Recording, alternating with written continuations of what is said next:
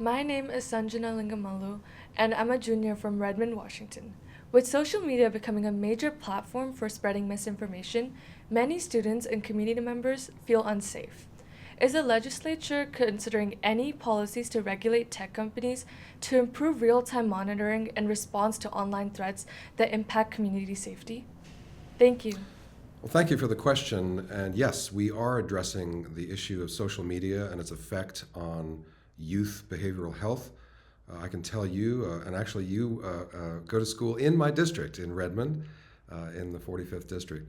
And my daughter and my son also are in the same school district, and they have observed tremendous incidents of anxiety and depression among students, and a lot of it is caused by social media and the way the tech companies have their algorithms to sort of addict young people and old people to their feeds, also monetizing their personal data.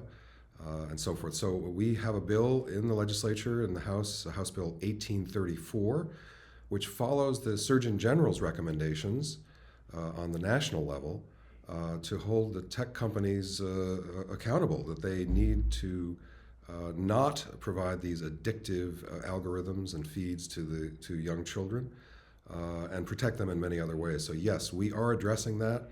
States all over the country are enacting bills like this. What they say, if you want to engage, you need to enrage. And that makes money for the tech companies when you sort of appeal to people's base instincts. And I get these notifications myself on my phone all day, and I get addicted too.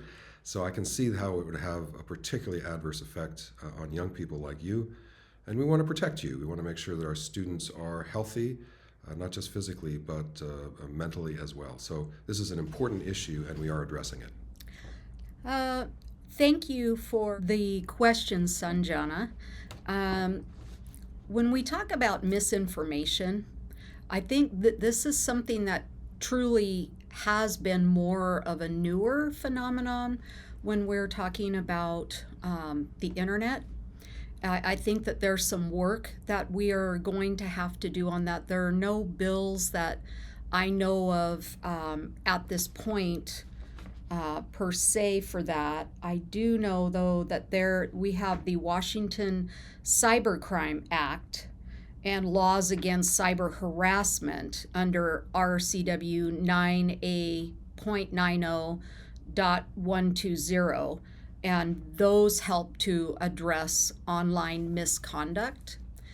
I think that another part of the conversation to have with this is what is exactly the definition of misinformation versus disinformation versus gaslighting versus something can be true at one point in time and then there's more information that comes in that wasn't available prior to that. So at that point, was it still misinformation, or did we do the best we could with the information we had at the time? This is something that I see is important on both sides of the issue, really, because we don't want information that's not accurate being put out there. And, there are some of us that have been the victims of misinformation ourselves. So that's definitely not fun to experience that. We do need, though, to make sure that we are fostering an environment that when I grew up going to Washington State schools, their public schools, we were always taught to question what we were hearing. We were always taught to look at it a little bit deeper. Does what I'm being told make sense? What are the other things that are connected to this that you can look at to make the determination yourself for whether you believe that information is true or not true? We've entered into a situation now where you may recall that there's a great deal of pressure that can be put on some individuals to believe one way or another way, whether something is true or not. And that's something that we do need to guard against. We also, under our U.S. Constitution, have a freedom of speech amendment, and that is unique to our country. It is something that we should all be fighting for, because I hear things all the time that I don't necessarily like or agree with, but they have the right to say those things.